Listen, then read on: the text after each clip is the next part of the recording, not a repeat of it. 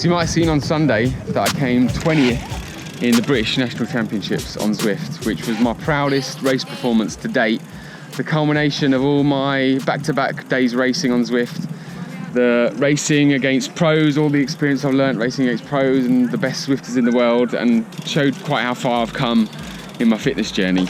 But there is something we have to address, and that is my sprint, or the lack of one, because all that separated me in 20th and the winner was 3 seconds in that last 500 meters in that sprint situation. And I knew that when the stakes were as high as they were in a race like that, when the stimulus was as high as it was, when the motivation to push myself was at its maximum, I was going to learn my biggest lessons. And though we might be aware of our weaknesses, the difference is, are we willing to do something about it?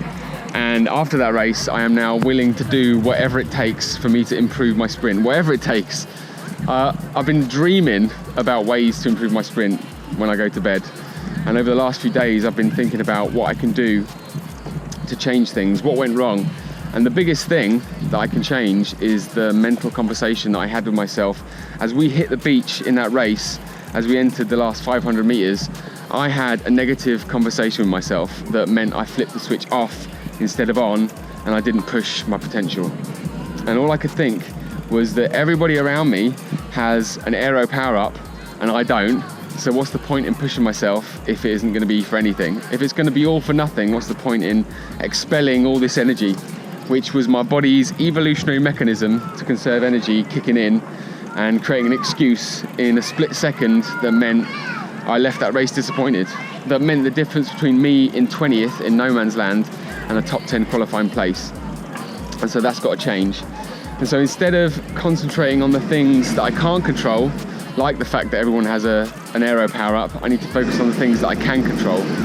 One of those being the distance between me and the finish line. And so what we're going to do next time in a sprint situation on a Zwift race, we are going to focus on 0.4 kilometers being the trigger for us then to bury our head. We're not going to look at the screen anymore because that's where the stimulus is at its highest. We're going to look down at the ground where the stimulus, we're going to look down at the mat where the stimulus is its most basic, is its most consistent, in the mindset where we don't even want to look up at the screen. We're not going to look up at the screen even for a split second to see how far we've got left until we cross the finish line. Because you know what it's like when you're going up a hill, when you're in a sprint and you're really pushing yourself, you're digging in, you're looking down. All you want to do is look up to see how far you've got left until the top of that hill or until you cross the finish line. And that is your body's evolutionary mechanism to conserve energy, looking for stimulus to create excuses for you to slow down, for you to stop using as much energy as you are, and that is all that is holding you back.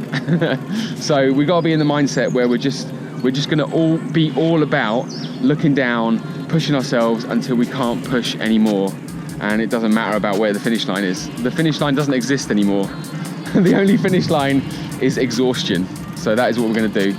It's crazy to me that people spend thousands of dollars on lightweight carbon components trying to shave a few grams off their bike to increase their performance, and yet for free you could have a positive thought instead of a negative one and completely transform the outcome of your performance. We just don't, and it's just not talked about. It's not something that is at the forefront because I guess you can't really make any money from it. You can't sell it in a shop, but it's powerful. So tonight we're going to be live streaming another Zwift race. If not tonight, then tomorrow. And we're going to be executing on what I've just talked about, hopefully. But we're going to be working on it anyway. So come and watch me, come chat it up. I enjoy your banter in the live stream. It is what makes the races so much fun. So yeah, thanks for watching, and I will see you in the next one. Oh yeah, and just to say that my YouTube channel is not turning into an exclusively Zwift live streaming channel. It's just that at the moment I'm having so much fun with it, and it is such a good way to show how far I've come in my fitness, for me to be able to display the full capacity of my fitness to you, because me just doing intervals on Swains Lane for 3 minutes, I can't show you how fit I am. It'd be awesome for you to come and ride along with me on a training ride up Swains Lane in London, but because not everybody can do that, it's an awesome way, the Zwift live streaming, for me to broadcast my ability and for then you to ask, how do I do it? And that's where the blood sport stuff comes in, which I'm still working on, which is my priority. And the reason the blood sport stuff has been a little bit delayed is because I have decided to write an extra chapter that is gonna be worth the wait, which is how to target your blood for the start line of an event, how to create a peak hematocrit, my protocol that I've been using, the research that I've been doing on how to target your hematocrit, its peak oxygen carrying capacity, so that when you hit the start line of an event, you're going to be performing at your best. And that's something that's important, and I needed to take some time to do it justice. So that's what I've been working on. I'm rambling again now, but yeah, thanks for watching. Bloodsport's coming, and I'm not turning into an exclusively Zwift live streaming channel. See you in the next one.